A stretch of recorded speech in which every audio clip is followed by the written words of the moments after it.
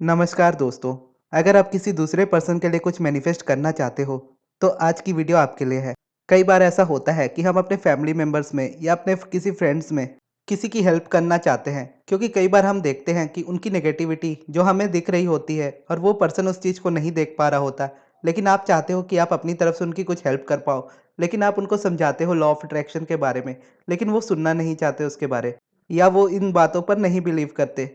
वैसे ये ज़रूरी भी नहीं होता कि दुनिया का हर इंसान लॉ ऑफ अट्रैक्शन को फॉलो करे। पर फिर भी अगर आप उनके लिए मैनिफेस्ट करना चाहते हो तो आप डेफिनेटली कर सकते हो। और इस वीडियो की इम्पल्स मुझे इतनी अच्छी मिली थी कि इसकी स्टोरी भी मैं आपको बताऊंगा कि मैं ये वीडियो क्यों बना रहा हूँ। तो इसकी बैक स्टोरी ये है, जब से मैंने अब्राहम की वीडियोस बनाना शुरू की है तो मुझे हमेशा से ये क्वेश्चन आया है कि कैसे दूसरों के लिए हम मैनिफेस्ट कर सकते हैं। और इसका आंसर सच में बोलूँ तो मुझे नहीं पता था। बस इतना मैं समझता था कि आप किसी को इन्फ्लुएंस कर सकते हो, उनकी लाइफ नहीं बदल सकते।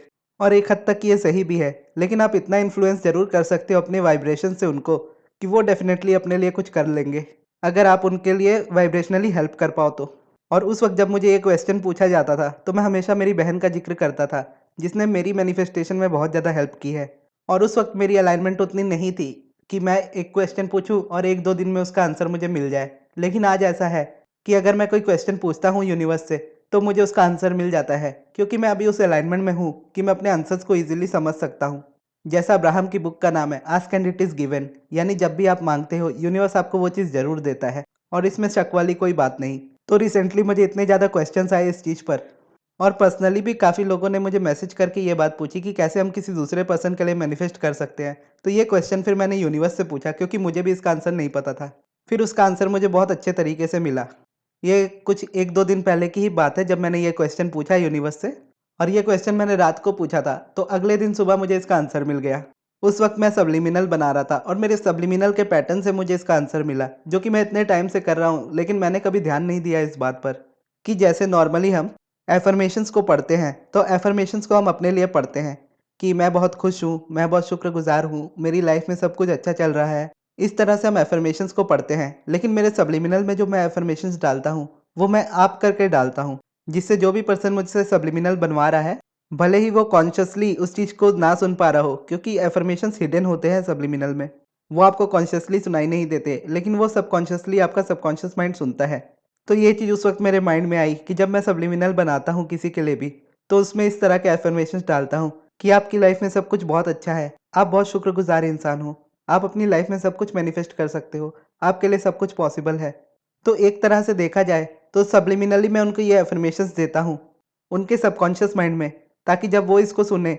और मैं जब भी सब्लिमिनल बनाता हूँ तो ये इंटेंशन भी मैं अपने माइंड में रखता हूँ कि अगर मैं किसी के लिए सब्लिमिनल बना रहा हूँ तो मैं ये यूनिवर्स से कहता हूँ कि जिसके लिए मैं ये सब्लिमिनल बना रहा हूँ वो पर्सन अगर इस सब्लिमिनल को सुने तो उसको उसके रिजल्ट्स ज़रूर मिले और उसकी सक्सेस स्टोरी मेरे पास आए। वही मैं अपनी यूट्यूब वीडियोस बनाने से पहले भी कहता हूँ कि ये वीडियो जो भी देखे उसे इस वीडियो में से हर वो चीज़ समझ में आए जो उसे समझने की ज़रूरत है, और वो आप लोगों को समझ भी इजीली आती है। और फिर जब ये चीज़ मेरे माइंड में आई तो तुरंत ये बात मेरे माइंड में आई कि हम सभी लोग वाइब्रेशनल बीइंग है, यानी हम एक दूसरे के हाव भाव से, यानी एक दूसरे की वाइब्रेशन से ही समझ जाते हैं कि कोई दूसरा पर्सन हमारे बारे में क्या सोचता है। यानी अगर आप किसी पर्सन से मिलते हो तो आपको ऑलरेडी पता होता है कि आपको वो पर्सन पसंद करता है या नहीं करता है।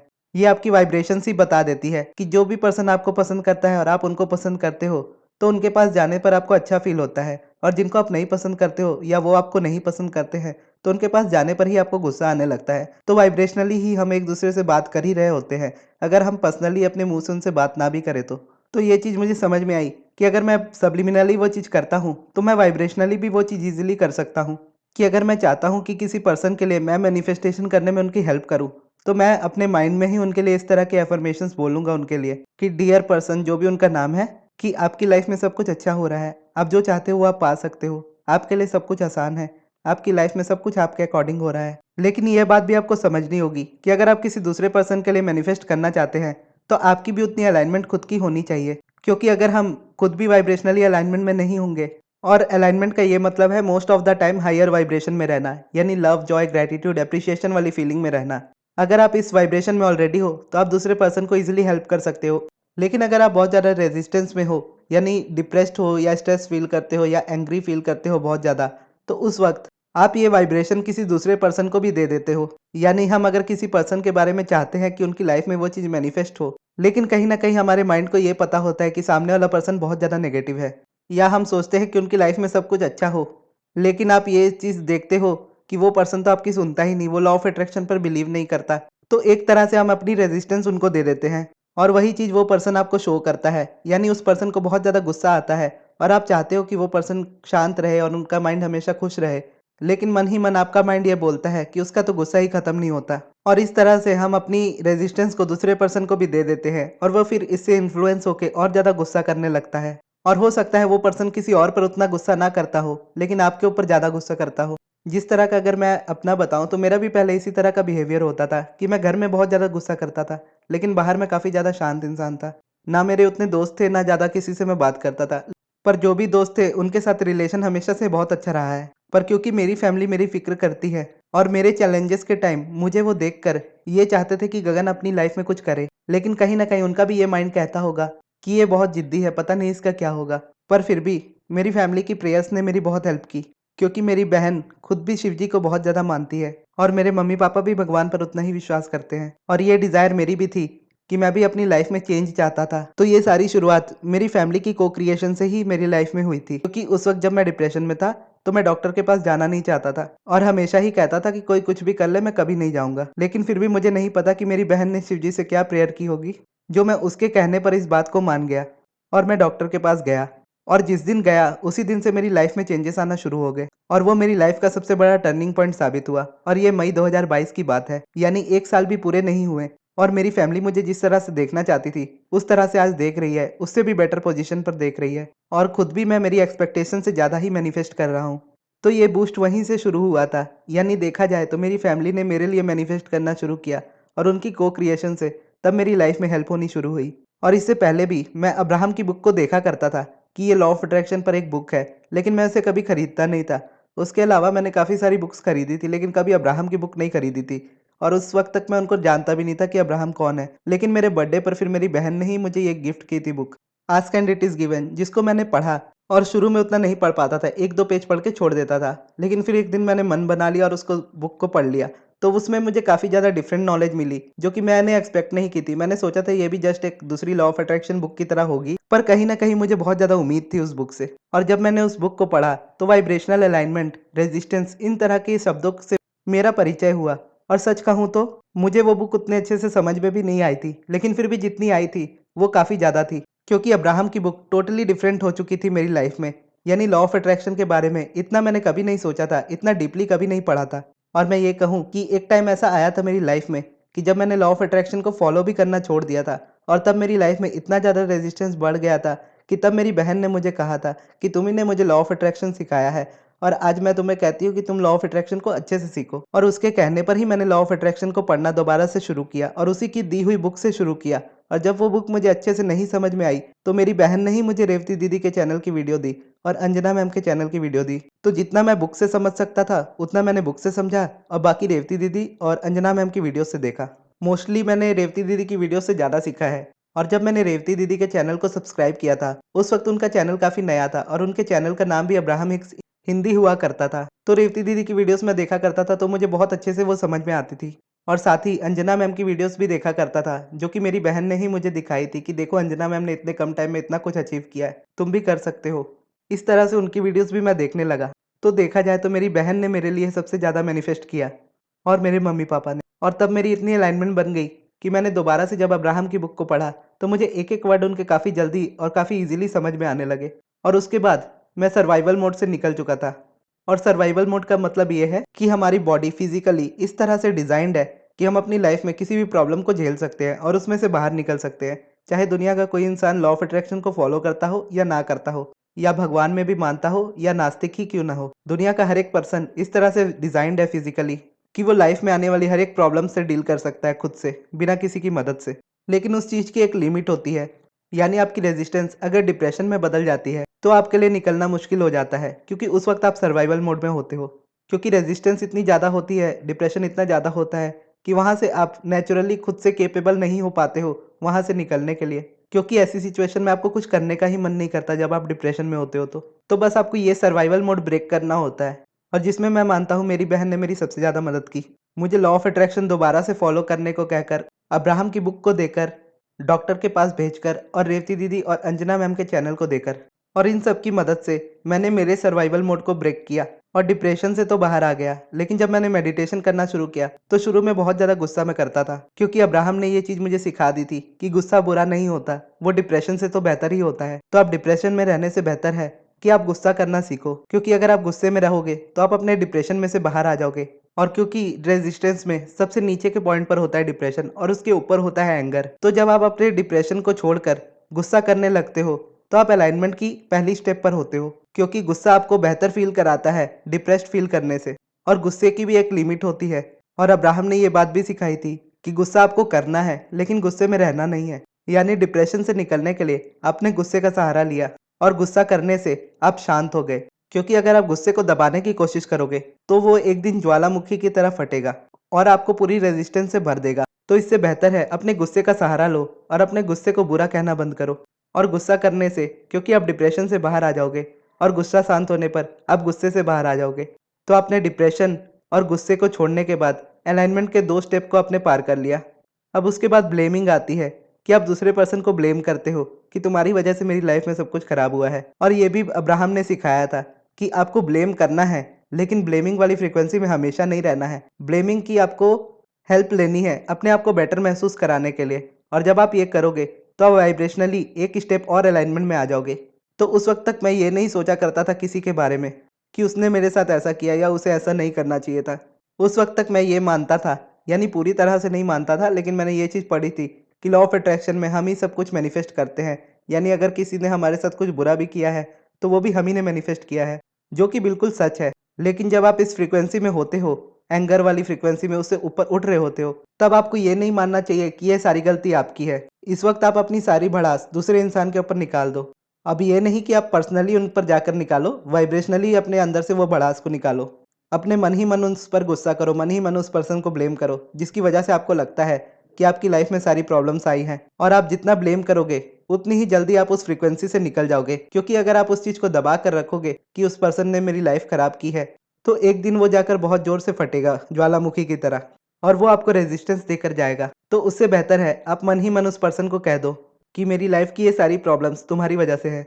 और क्योंकि जैसा मैंने आपको कहा अब्राहम की भाषा में कि आपको ब्लेमिंग की हेल्प लेनी है, हमेशा ब्लेम नहीं करते रहना है। यानी एक टाइम पर आकर आप खुद भी थक जाओगे और सामने वाले पर्सन को ब्लेम करना छोड़ दोगे और उस ब्लेमिंग वाली फ्रीक्वेंसी में से बाहर आ जाओगे और एक स्टेप और अलाइनमेंट की तरफ होगे। यानी आपने डिप्रेशन से निकलने के लिए गुस्सा किया और उससे एक स्टेप अलाइनमेंट की तरफ अपना बढ़ाया, और गुस्सा करके आप शांत हो गए। शांत होकर आप ब्लेमिंग पर पहुंच गए और ब्लेम करके आप वहां से भी निकल गए। और यही चीज़ आपको एंगर में भी करनी है, यानी आपको गुस्सा सामने वाले पर्सन पर जाकर सीधा नहीं करना, वाइब्रेशनली उस गुस्से को निकालना है और उस गुस्से से बाहर आना है। फिर वाइब्रेशनली उस पर्सन को ब्लेम करना है, फिर उस ब्लेम में से बाहर आना है। फिर आपका माइंड काफ़ी ज़्यादा शांत हो जाएगा और आप सर्वाइवल मोड से बाहर हो जाओगे। और अगर आपको मेडिटेशन करने में प्रॉब्लम होती है या पॉजिटिव एस्पेक्ट लिखने का मन नहीं करता या कोई भी ऐसी चीज़ है जो आपको करने का मन नहीं करता, इस ब्लेमिंग से निकलने के बाद वो सारी चीज़ें आपके लिए थोड़ी थोड़ी ईजी होने लगेंगी, क्योंकि यहाँ पर आकर रेजिस्टेंस खत्म होने लगती है और यहाँ से जो शुरुआत होती है वो प्योर अलाइनमेंट की होती है, जो कि है पॉजिटिव एक्सपेक्टेशन की। यानी आप डिप्रेस्ड थे, वहाँ से आप निकले, आपने गुस्सा किया, गुस्से से निकलकर ब्लेम किया, ब्लेम से निकलकर आप शांत हो गए, और शांत होने के बाद आपको समझ में आया कि जो हुआ सो हुआ। अब मुझे अपनी लाइफ में आगे बढ़ना है, अब मुझे अपने लिए कुछ करना है, और मुझे इस तरह के लोग नहीं चाहिए, मुझे ऐसे लोग चाहिए। यानी एक कॉन्ट्रास्ट से आपने एक नई डिज़ायर निकाली, इतनी प्रॉब्लम्स में से आप बाहर आए और आपने यूनिवर्स से कहा कि अब मुझे मेरी लाइफ में सब कुछ अच्छा चाहिए और मुझे ये एक्सपेक्टेशन है कि अब सब कुछ अच्छा होगा, क्योंकि जो भी प्रॉब्लम्स थी वो सारी निकल चुकी, जो भी टॉक्सिक लोग थे वो मेरी लाइफ से निकल चुके। तो अब इस पॉजिटिव एक्सपेक्टेशन से भी आप ऊपर उठ जाओगे, यानी अलाइनमेंट की तरफ एक और स्टेप आ जाएगा। और इस सिचुएशन में आपको थोड़ी थोड़ी चेंजेस आपकी लाइफ में दिखने लगेंगे और अच्छे तरीके से। और इसके बाद आता है बिलीफ। और इस वक्त तक आपको यूनिवर्स पर काफ़ी ज़्यादा बिलीफ हो गया होता है, क्योंकि आप डिप्रेशन में से निकले थे, एंगर किया और उसके बाद आपने ब्लेमिंग करके अपनी पॉजिटिव एक्सपेक्टेशन तक पहुँचे और वहाँ से आपकी लाइफ बेटर होना शुरू हुई। तो आपका थोड़ा थोड़ा यूनिवर्स पर बिलीफ बनना बिल्ड हो जाता है। थोड़ा भी नहीं, काफ़ी ज़्यादा बिलीफ होने लगता है आपको कि सब चीज़ें आपके लिए पॉसिबल है, लेकिन डाउट्स फिर भी थोड़े बहुत रहते हैं, पर बिलीफ ज़्यादा होता है। और वक्त के साथ वो बिलीफ भी बढ़ने लगता है, क्योंकि आपकी लाइफ में चेंजेस आपको दिखने लगते हैं। फिर आप आने लगते हो अपनी अलाइनमेंट में, जो फीलिंग है जॉय, लव, ग्रैटिट्यूड, एप्रिसिएशन, इस तरह की। और इस फीलिंग में आने के बाद आप ये टोटली भूल जाते हो कि डिप्रेशन क्या होता है या एंग्जाइटी क्या होती है। जैसे कभी कभी होता है कि आप कभी बहुत ज़्यादा हाई फील करते हो और कभी कभी उठ के बिना मतलब के ही आपको लगता है कि आप आज बहुत ज़्यादा लो फील कर रहे हो, जबकि लाइफ में कोई ऐसी प्रॉब्लम नहीं है फिर भी आप लो फील कर रहे हो। तो इस जॉय वाली स्टेट में आने के बाद, इस अलाइनमेंट में आने के बाद उस फीलिंग को आप टोटली भूल जाते हो। और इस फीलिंग में अगर आप होते हो तो ज़्यादा से ज़्यादा अगर कोई पर्सन आपको कुछ कह भी दे, यानी वैसे तो इस स्टेट में आपसे कोई जल्दी कुछ कहता नहीं है, अगर कह भी दे तो ज़्यादा से ज़्यादा आप गुस्सा हो जाओगे, उससे नीचे आपकी वाइब्रेशन नहीं जाएगी। और ऐसे में कोई आपको कुछ कहेगा तो आप गुस्से में आकर उसे दो बात सुना दोगे और उस बात को वहीं छोड़कर वापस से अपनी अलाइनमेंट में आ जाओगे, अपनी जॉय वाली स्टेट में आ जाओगे।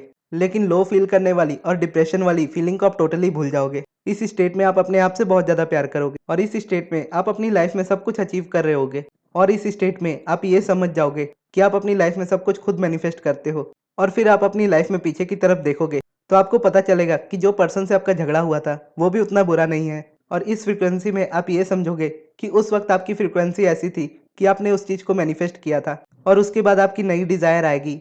या तो हो सकता है अगर आपका ब्रेकअप हुआ हो तो आपको ये इम्पल्स आएगी कि आप एक नया पर्सन मैनिफेस्ट करो, या तो आपको ये इम्पल्स आएगी कि आप उस पुराने पर्सन को मैनिफेस्ट करो। तो क्योंकि आप अलाइनमेंट वाली स्टेट में होगे और ये आप जान चुके होंगे कि आपकी लाइफ में जो मैनिफेस्ट होता है आपके तरीके से होता है, आपकी वजह से होता है, तो उस पर्सन के लिए आपके माइंड में से सारी नेगेटिविटी निकल जाएगी। और ऐसी स्टेट में आप उनके लिए पॉजिटिव एस्पेक्ट्स भी इजीली लिख पाओगे और लिखते ही आपकी लाइफ में मैनिफेस्टेशन होना शुरू होगा। आप देखोगे अगर आपका ब्रेकअप 2 साल पहले भी हुआ होगा तो भी वो स्पेसिफिक पर्सन आपकी लाइफ में मैनिफेस्ट होगा, क्योंकि आप हायर वाइब्रेशन में हो, क्योंकि आपको अब पता है कि आप अपनी लाइफ में सब कुछ मैनिफेस्ट कर सकते हो। और इस स्टेट में आप इंजॉय कर रहे होंगे, आपको मेहनत भी नहीं करनी पड़ रही होगी। और इस स्टेट में आकर अगर आप किसी से कहोगे भी कि तुम्हारी लाइफ में सब कुछ अच्छा होगा तो उनकी लाइफ में होना शुरू हो जाएगा। और इस वाइब्रेशन में आप रहोगे तो सामने वाला पर्सन आपकी बात भी मानना चाहेगा। और इस फ्रीक्वेंसी में आप रहोगे तब जिसकी चाहे उसकी मदद कर सकते हो वाइब्रेशनली। और आपको शायद ये भी ना करना पड़े, क्योंकि आपकी लाइफ के चेंजेस को ही देखकर सामने वाला पर्सन खुद से इन्फ्लुएंस हो जाएगा अपनी लाइफ को बेहतर बनाने के लिए। और इस तरह से सबसे पहले आप अपनी हेल्प करोगे और अपने आप को वाइब्रेशनली अलाइनमेंट में लेकर आओगे और उसके बाद अपनी को क्रिएशन से दूसरे पर्सन की लाइफ में उनको हेल्प करोगे, जिस तरह से आज मैं हेल्प कर पा रहा हूँ आप सभी को। और ये 1 साल पहले मैं सोच भी नहीं सकता था कि मैं इतना कुछ कर भी पाऊंगा, क्योंकि वाइब्रेशनली आपके पास हर वो थॉट्स, हर वो फीलिंग्स ऑटोमेटिकली होती है और आप हर एक फीलिंग को क्रिएट कर सकते हो। लेकिन जब आप बहुत ज़्यादा लो रेजिस्टेंस में होते हो, यानी रेजिस्टेंस में बहुत ज़्यादा होते हो और बहुत ज़्यादा लो फील कर रहे होते हो, उस वक्त आपके लिए ये इम्पॉसिबल होता है कि आप एक जंप लगा के सीधा जॉय पर आ जाओ, यानी रेजिस्टेंस से डायरेक्ट अलाइनमेंट पर आ जाओ। तो इसीलिए जब आप अपनी जर्नी की शुरुआत करते हो तो शुरू में इसीलिए आपको हाई और लो फीलिंग्स का बहुत ज़्यादा सामना करना पड़ता है और इतने ज़्यादा परेशान हो जाते हो कि आपको लगने लगता है कि लॉ ऑफ अट्रैक्शन आपके लिए काम नहीं कर रहा। लेकिन लॉ ऑफ अट्रैक्शन हर एक पल आपके लिए काम करता है, चाहे आप उस पर बिलीव करो या ना करो। आपका इनर बीइंग हमेशा आपको गाइड करता है और हमेशा आपको कॉन्ट्रास्ट देता है, ताकि आपकी कॉन्ट्रास्ट में से आपको एक नई डिज़ायर मिले। और जब आपकी नई डिज़ायर हो तो उस रेजिस्टेंस को क्लियर करके आप उस चीज़ को मैनिफेस्ट कर पाओ जो आप चाहते हो। और जब आप इस अलाइनमेंट वाली स्टेट में आते हो तो आप एक पेज पॉजिटिव एस्पेक्ट लिखते हो किसी चीज़ पर और वो चीज़ अगले दिन मैनिफेस्ट होती है। और ये ऐसी स्टेट है जहाँ पर आप रात को सोने से पहले यूनिवर्स से कहते हो कि मुझे इस चीज़ की ज़रूरत है, मुझे ये क्वेश्चन का आंसर जानना है, और अगले दिन वो आंसर आपके पास होता है, क्योंकि अब आप अलाइनमेंट में होते हो और सब कुछ आपके लिए ईजी हो जाता है।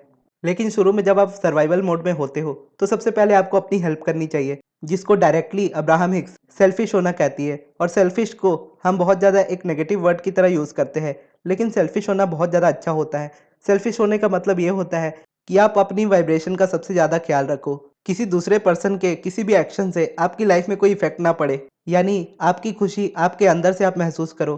अपनी खुशी के लिए किसी दूसरे पर्सन पर आपको डिपेंड ना होना पड़े और किसी और के एक्शन से आप अपनी लाइफ को ना खराब कर पाए। और ये चीज़ भी आप शुरू में नहीं समझ सकते जब आपकी लाइफ में बहुत ज़्यादा रेजिस्टेंस होता है, लेकिन धीरे धीरे ये चीज़ आपको समझ में आने लगती है। और शुरू में बस आपको ये चीज़ होनी चाहिए कि आपको इतना सेल्फिश बनना है अपनी लाइफ में कि आप अपनी वाइब्रेशन का ध्यान रख सको, किसी दूसरे पर्सन की वजह से आपकी लाइफ में परेशानी ना आए, आपकी खुशी की जिम्मेदारी आपके हाथ में हो, आपकी फ्रीडम आपके हाथ में हो। और क्योंकि ये डिज़ायर आपने की है तो यूनिवर्स ने आपको दे दी है, क्योंकि जैसे मैंने अब्राहम की बुक के नाम से ही बताया कि उनकी बुक का नाम है ask and it is given, यानी जब आपने मांगा यूनिवर्स से, यूनिवर्स ने उसी वक्त वो चीज़ आपको दे दी। लेकिन वो वोटेक्स में है और जैसे जैसे आप अपनी अलाइनमेंट में बढ़ते जाओगे वो चीज़ को आप अपनी लाइफ में मैनिफेस्ट होता देखोगे। और इसी तरह से आप एक ऐसी स्टेट में आ जाओगे जहाँ पर आप टेक्निक्स से बोर हो जाओगे, आपको टेक्निक्स करने का मन भी नहीं करेगा, आप इजीली अपनी लाइफ को एंजॉय करोगे। आपको कभी मन करेगा मेडिटेशन करोगे, आपको कभी मन नहीं करेगा आप सो रहे होगे या आप घूम रहे होंगे, अपनी लाइफ को टोटली एंजॉय कर रहे होंगे। इस तरह से आपकी अलाइनमेंट हो जाएगी और हमेशा वो बढ़ती ही जाएगी। यानी कोई भी दुनिया के कोने में कुछ भी हो रहा होगा, आपकी वाइब्रेशन में उससे फ़र्क नहीं पड़ रहा होगा।